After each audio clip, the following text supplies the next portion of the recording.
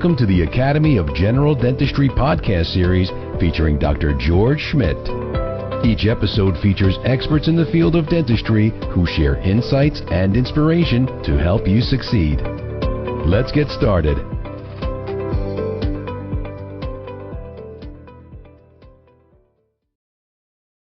Hey, welcome back, everyone. We've got another fantastic show here for you today as we welcome a great guest, Dr. Charles Schlesinger, and we're going to talk a little bit about bone grafting. But before we begin, make sure you subscribe to our channel, hit the like button, and ring that bell.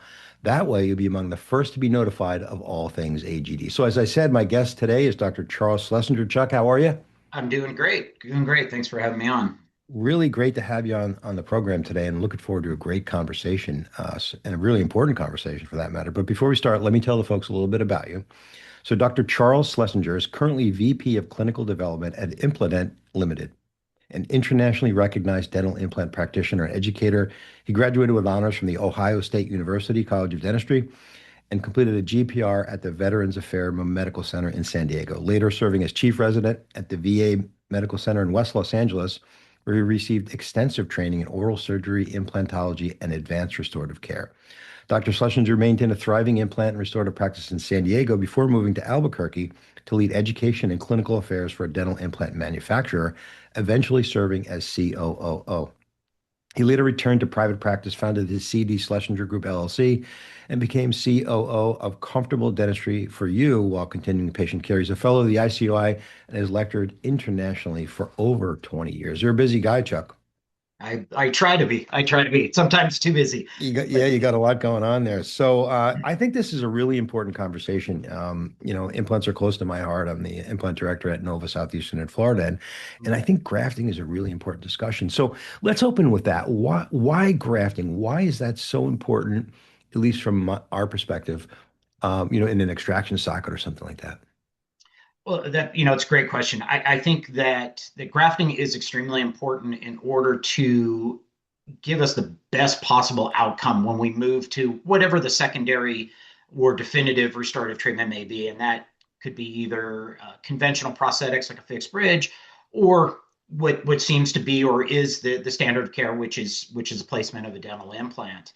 As we know, longevity we can put a screw in bone and it will integrate, hopefully, but it's all about how it reacts later on. How is it going to hold up to continued use once that patient starts using it for mastication? And that really is, as you know, almost 100% related to the physics of the case once you place that implant. So having that implant restoration within the boundaries over the top of the implant, where we're not cantilevering something too much, that's going to be long-term success. That's going to afford the best outcome for the patient. Without grafting, many times what happens is we end up with defects in bone, and those defects occur and then really handcuff us to either make in my eyes, a big mistake placing an implant in an improper position just because that's where the bone is at. Or it subjects that patient to a secondary procedure, which is more complex, costly, and a second surgery. And if we can avoid that by grafting at the time of extraction, then why wouldn't we do that? Yeah, so I think that's so important. And what a great point you brought up, because back in, let's say, the 90s, it was typically, okay, we'll put the implant where the bone is. And I don't know about you, but I had some crazy positioned implants to restore in my practice over the years. Oh, absolutely. And that was a huge motivator for myself to make sure that I was placing implants for myself, because you get these things back, and unfortunately the patient would look at you when things did not work out well aesthetically, and you did the best that you could do, but nobody ever looked back at the fact that the placement really didn't give us a whole lot of option. So yeah, I'm a huge believer in put the implant in where it needs to be. It's that old adage that implant surgery is a restoratively driven surgical procedure, and you can't forget that. No question about it. Prosthetically driven, and that's how we always have to approach these cases. And this is a really good point for our listeners, and especially some of the maybe folks that are getting involved in implants. Mm-hmm. It's not put the implant where the bone is. it's recreate the environment or manipulate the environment in some way that we can get that prosthetically driven case.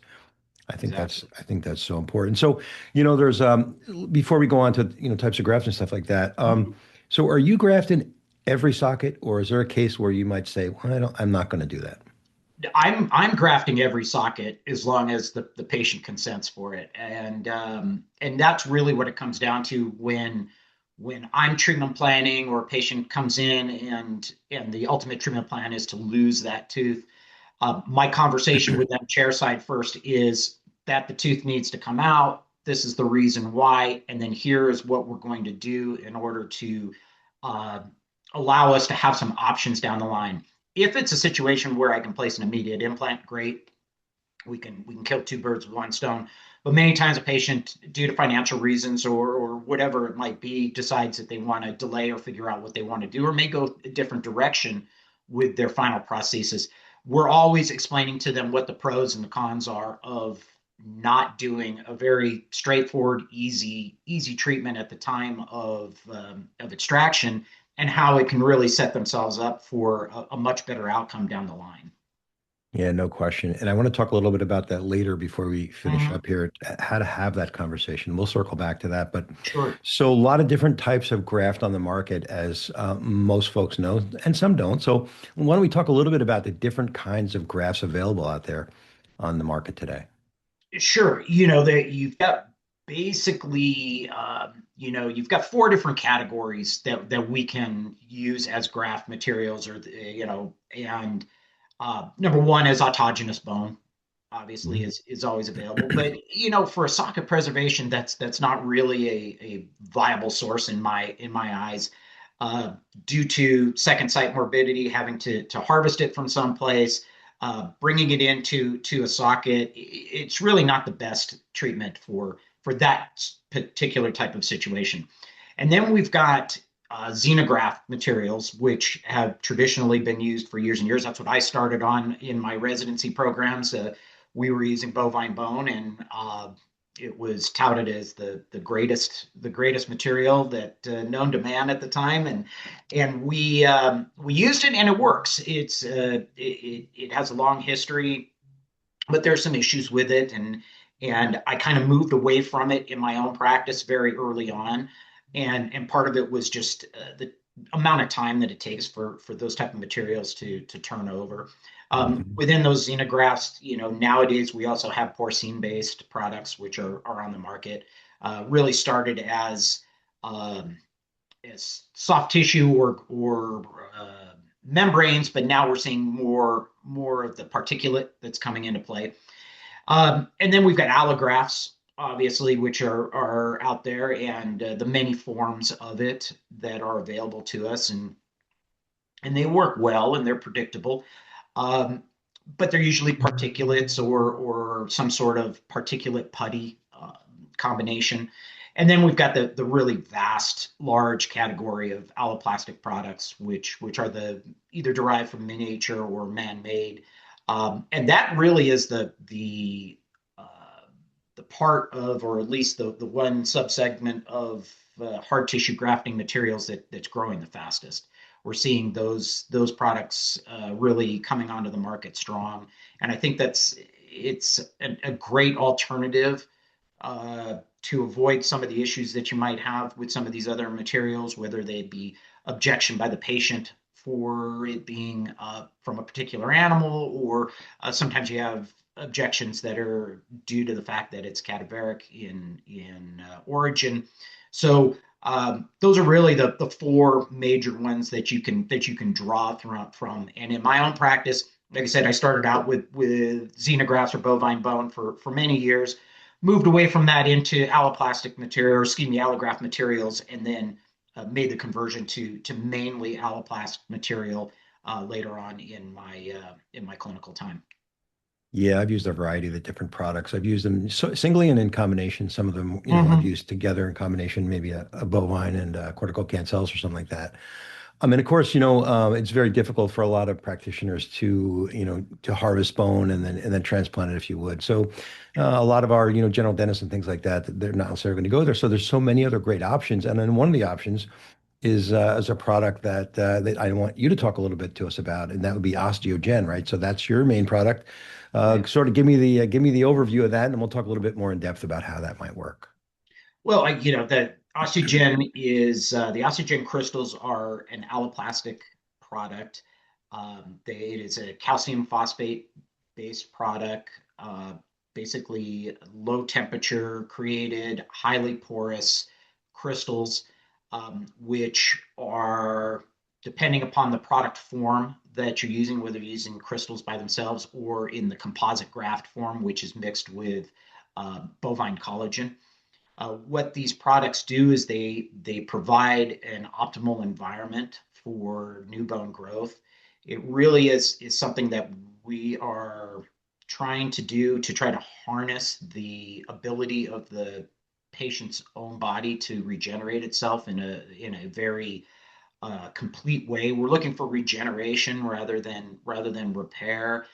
With repair, you have a tendency to get a higher percentage of connective tissue involved in the healing process, and we really try to avoid that. In my own eyes, I think that when you have lots of connective tissue in a repaired site, then that may be the reason why we see late failure or failure once under load with implants.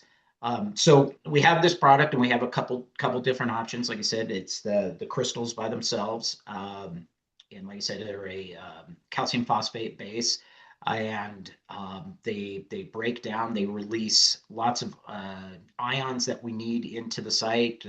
Calcium provides calcium, phosphate, hydroxyl groups are available. All of these things set up the environment for the body to do what it needs to flood the site with osteoblasts, convert those osteoblasts into adult bone cells, and eventually mature into host bone. And that's really the goal of this product. The crystals are considered bioactive, and they're considered bioactive because of the way that they directly affect the surrounding bone and cells. So I know, when this is, you spoke a little bit about this, and I think this is what you're Yeah, referencing, right? So when you have these kind of materials, they can either be sintered or non-sintered, right? correct. So Correct. talk to us a little bit about what that means and the difference between those two, and why we should look towards one or the other in these kind of products. Yeah, that's a great question.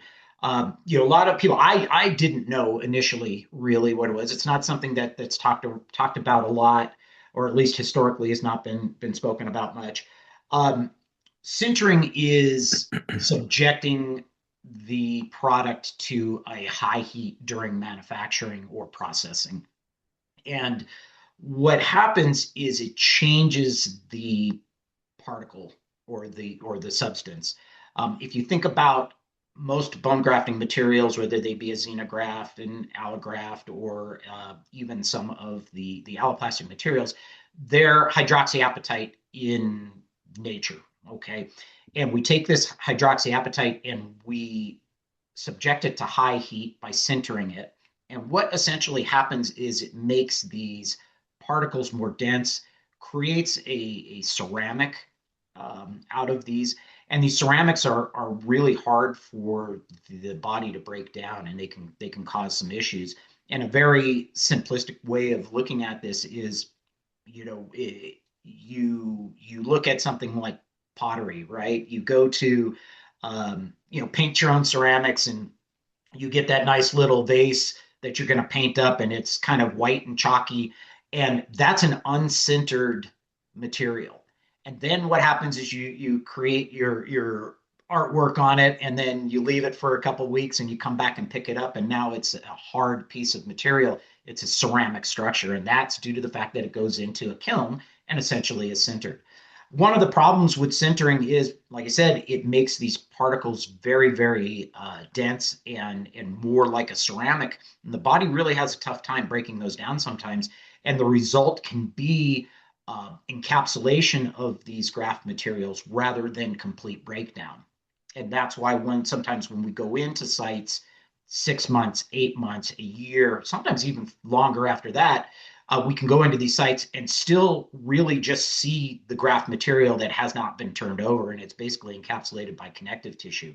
Problem comes is when we place an implant, we might be able to get good primary stability at the time of placement just because we're wedging in a screw. And the problem is then down the line, as that implant is placed under load, we don't really have bone to implant contact to the extent that we believe that it is. And this high percentage of possible connective tissue that's in there, plus having large particles of graft material which cannot biologically interact, then we can have a problem where micromotion can occur, eventual encapsulation of an implant, and then ultimate loss of that implant. Yeah, a good friend of mine up at NYU, Rob Bagoff. You probably know Rob. Did some research and published on calcium sulfate and how well that works. How does this compare to something like that? Well, it's interesting because some of the calcium sulfates that were out there are non-sintered, and again, it's a low fusing material, very highly porous. The OsteoGen crystals were really engineered to provide what they do, and again, engineered in such a way to be one, biomimetic. When you look at the crystal structure, it's very similar to the crystal structure of human bone, and then the bioactivity that's kind of built into it by the fact that it was engineered in such a way to be able to interact with the cells around it and to easily exchange ions back and forth, creating an environment that is really ideal. It provides calcium to an optimal point where we're going to get the conversion from osteoblasts into adult bone cells or osteocytes. It's going to help with the mineralization. The phosphate that is released in that area early on in site healing is going to recruit cells into the site, particularly recruiting in osteoblasts. And then the hydroxyl groups, which are really those groups that facilitate exchange between everything in nature. One of the other things that they do is they create an alkaline environment, which is necessary for remineralization. So the combination of all these things at optimal levels really help facilitate and allow the body to do what it needs to do in a very efficient way. Yeah, Chuck, we have to take a quick break from a word from our sponsor. So just hold on, and we'll be right back. This AGD podcast series is sponsored by DHP, one of the largest family-owned full-service dental dealers in the United States. DHP provides dental and medical supplies, equipment repair and maintenance, technology, and equipment sales. AGD members receive exclusive discounts and promotional offers when you buy from DHP. We are especially grateful for DHP's continued support of AGD. Their partnership helps make this podcast and these vital conversations possible. Discover why like-minded general dentists work with DHP by visiting their website at dhpsupply.com. Welcome back, everyone. We're here with Dr. Charles Schlesinger, and we're talking about bone grafting and some great products out in the market. Of course, we have the old standbys, cortical cancellous and things like that, but we're talking about OsteoGen. And what I want to do on this part of the show here is talk a little bit about the uses. I know you referenced it, and it comes in a variety of different kind of materials, but we can use it for socket preservation. But what other ways does this come, and how can we use it? So yeah, that's a great question. So the product, the composite graft line, is really the center core of all this. And these, as I said, are a combination of the crystals and bovine collagen. They are available in very site-specific, for lack of a better term, site-specific options. So there are OsteoGen plugs, which come in 3 different sizes: a slim plug, a large plug, and an extra large plug. 2 different OsteoGen strips, which are flattened versions of the plug, which are available in both small and large. And then there's also an OsteoGen block, which is available. Where these things can be used, as we know, the OsteoGen plugs, just by their shape, are a perfect match for socket preservation. But these plugs can also be used for internal sinus elevation when placing an implant. by cutting off a portion of the plug and using that as the graft material ahead of the implant. The OsteoGen strips really came about as an option to do either small onlay grafting or where I utilize it mainly is in grafting around immediate implant placement.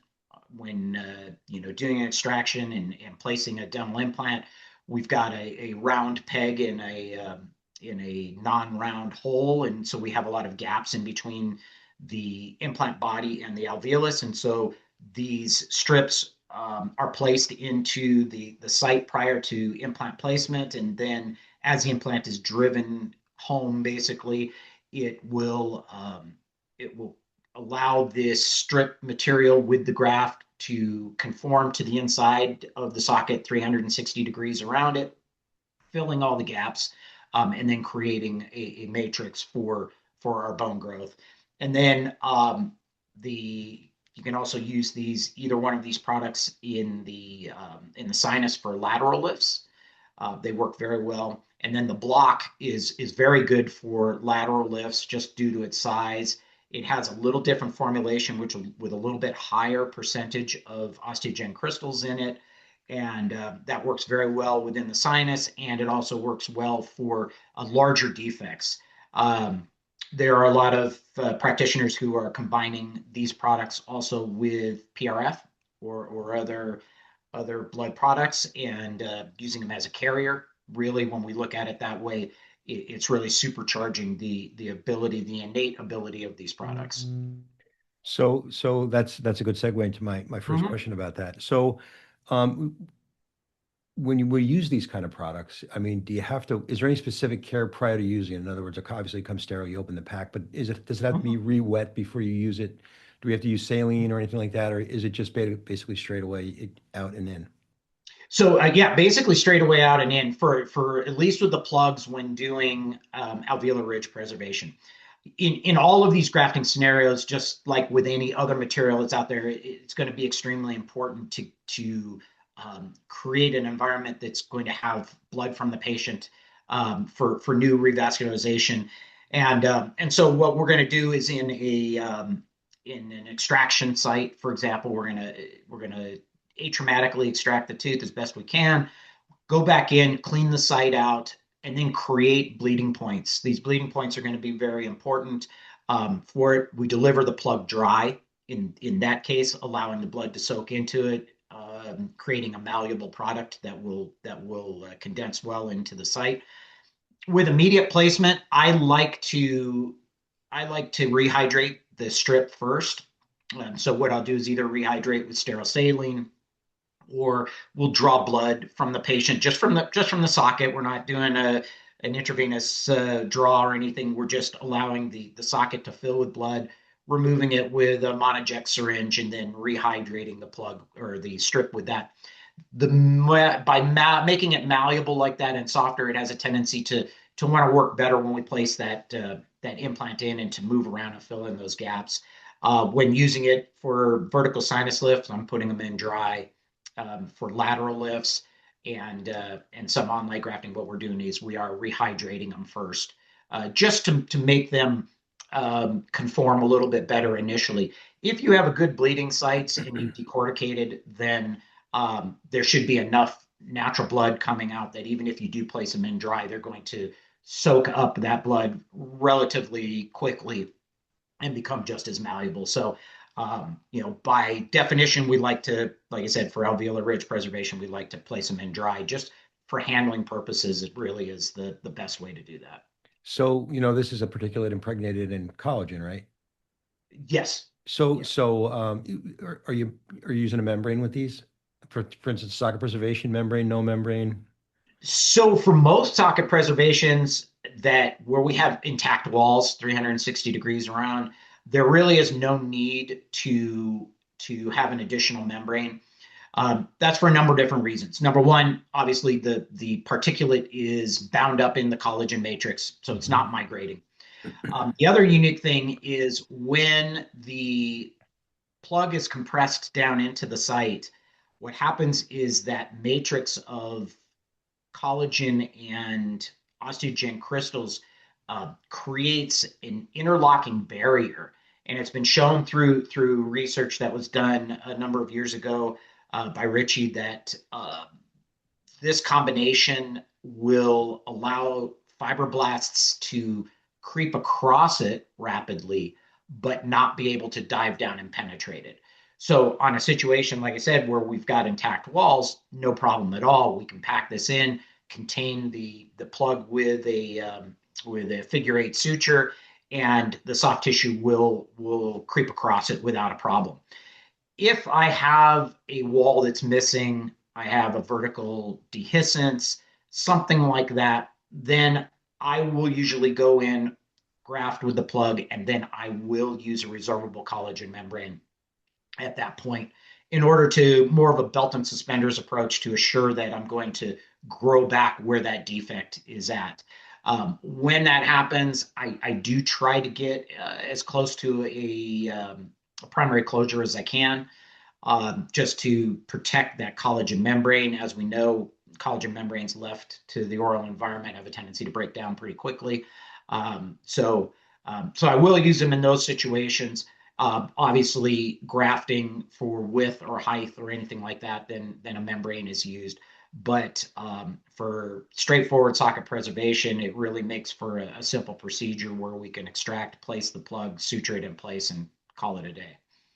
Yeah, you mentioned Ritchie, so I'm assuming you're talking about Jack Ritchie at NYU. Mm-hmm. Yeah, at formerly of Rutgers too. That guy, he's brilliant, and yeah, good man to have in the corner, that's for sure. So what's the turnover time on a product like this? So the complete breakdown, or by definition, is around 4 to 6 months that we see the crystals breaking down. I usually will go back into a site somewhere around 3 to 5 months. What's nice is we can see this turnover radiographically, which is a really good indicator of where we are in the healing process. And that's one of the advantages of this material versus a highly centered material, or many of the xenografts that we see that they go in very radio opaque. It's very difficult to know when they turn over. Allografts have a tendency to go in at least with the same radio opacity or pretty close to the adjacent bone, and it's hard to tell if it is turned over or not. With a OsteoGen composite plug material, when it is placed into the site, it's radiolucent. So you can see that it's there, but it is much more radiolucent than the surrounding bone. And then what we'll usually do is about 3 to 5 months, we'll have the patient back, just take a conventional periapical radiograph and look to see the change. What we normally will see is that the native bone is regenerating in there. When that is replacing the OsteoGen material, then it is becoming radio opaque.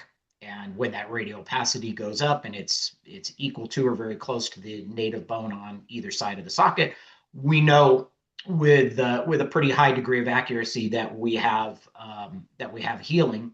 And then if it's an implant patient, then at that point I'll go ahead and take a cone beam just to verify the bone volume.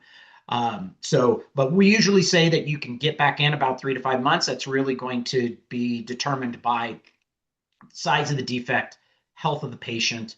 But it's a really easy conversation. We tell the patient that we're going to be taking an X-ray today. If this looks like it's turned over and it looks like the bone on either side, then we're going to go ahead and move forward with our next treatment. If it's not, then we're going to go ahead and have you go back home, and we'll see you back in a month and we'll reevaluate. And this really also helps with treatment planning and helps with getting the patient involved directly with their own care, which I think is really important. No question about it. So I know we talked about plug, strip, and block. Mm-hmm. So the turnover time is uniform throughout, or is there a difference between the materials? The block takes a little bit longer to break down. We're looking closer to about 9 to 12 months on the block, just due to the fact that it's a higher percentage of OsteoGen crystals, and we're using it usually in a much larger defect.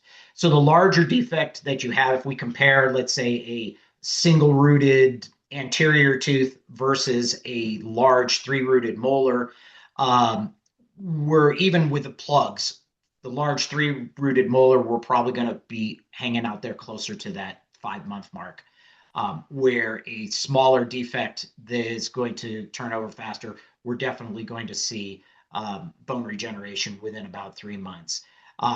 When using it to graft a gap on an implant placement, we're talking about a very small volume of graft material. And therefore, we know that by 3 months, we should be good to go. One of the interesting aspects of this material is that some of the crystals, because there's no encapsulation on them, some of the crystals actually become incorporated into the native bone and then slowly break down over time. Again, there's been research. Scott Gans did some stuff early on where they showed direct bone to crystal contact with no intervening soft tissue, and so again, we know radiographically, if we can see things that are turned over, we have a pretty good idea that the native bone has replaced our graft product. Yeah. Any research out there on I don't want to say preventing dry socket, but utilizing these kind of materials and lowering the incidence of dry socket maybe in the posterior? Yeah, absolutely. I don't know if there is any official literature on that. I know there's plenty of anecdotal evidence from our doctors. In third molars, these plugs are really great because what are the typical short and long-term issues that you have with third molars? Many times you don't get complete fill of the site. You end up with a resorption of bone and exposure of root surface on the distal of a second molar. Patient complains, every time I drink something cold, it bothers me. And that takes a while, if ever, to go away. When using a product like this, in, for example, a third molar, you're now going to not only have something that's going to help stabilize the clot, preventing you from getting a dry socket, but now you're also introducing a graft material that's going to help make sure that we can maintain that bone distal to that second molar, preventing any problems from occurring above and beyond from the surgical site. Yeah, really great product to add into the armamentarium. And I've used some of the plugs over the years and really easy to use. I mean, it's very convenient, easy to use. I had great results over the years with them. So yeah, it's a fantastic thing to add in. So let's talk a little bit about the future. Anything new on the horizon? Maybe some 3D printed OsteoGen defect plugs or anything like that coming down the road? There might be some interesting things coming up for our product line. We're working on a lot of things. I try to converse a lot with our doctors that are out there, not only doctors that are using the product currently, but even doctors that are using other products. And I am always trying to see what issues they run into. I know the issues that I've run into over time within my own practice, but as you know, as a solo practitioner, you're really isolated on your own little island, and you're not really sure sometimes if other people are having the exact same problems you are, and you beat yourself up tremendously because you think, oh, this can't happen to anybody else, and then you find out everybody else has the same problems. Yeah. For me, that was something that unfortunately took quite a while into my career to figure out. But we're working on some different formulations. We're working on some different products that are going to address the needs of both general practitioners and specialists, and we hope to continue to create a great product that solves a lot of problems for a lot of doctors. And I know we have a very loyal following, and that just goes that this product was developed way before I became involved with it. It's really amazing. The crystals themselves were developed in the mid 80s. And then a lot of the early literature on it was in the early 90s, and mainly in use in the sinus. And that just I think that occurred because that was the hot topic of grafting at that point. And you had the first literature that talked about vertical sinus lift, with Summers, and it really kind of blows me away because I was still in dental school at that point. Yeah. I was about halfway through when that paper came out, and it just really amazed me how something like a vertical sinus bump now is really not looked upon as anything too exciting, and to look back on a paper and read that and to realize how groundbreaking that was. It's kind of amazing. It shows how far we've gone in dentistry, right? In just my short time as a 30-year clinician, I can't imagine what dentists in the future are going to look back on the stuff that we did and go, why, Yeah. It's a great time in dentistry, and the future is bright, and there's a lot of great things coming on the horizon. Chuck, we're out of time, but Okay. if folks wanted to learn a little bit more about this product or how they can get it, or maybe ask you a question or talk to you, share your contact information with us, please. Yeah, absolutely. So, plenty of information online at osteogen.com. And I can be reached. My email address, and I'll give this out, and I'm okay with it because I like to answer questions.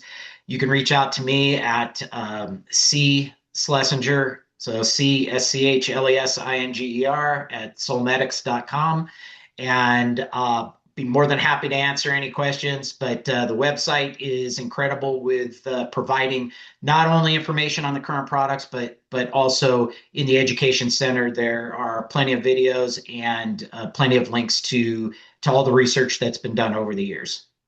Fantastic. Thanks again for coming on.